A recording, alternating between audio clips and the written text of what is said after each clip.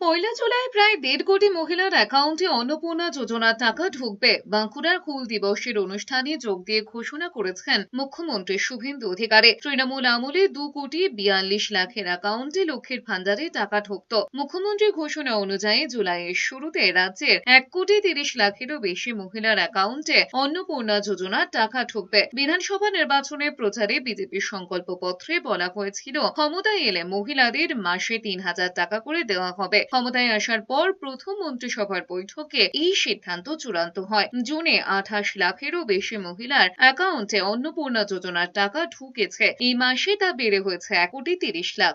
পয়লা জুলাই এই রাজ্যে 1,51,00,000 অন্নপূর্ণা যোজনায় আবেদন করেছিলেন। আমরা স্কুটিনি করে প্রায় 1,20,00,000-এর বেশি দিদি আর বোনের নামকে আমরা নথিভুক্ত করতে পেরেছি। এদেরকে আগামীকাল আমরা 3,000 করে টাকা অ্যাকাউন্টে ট্রান্সফার করব। 1,20,00,000 দিদি এবং বোন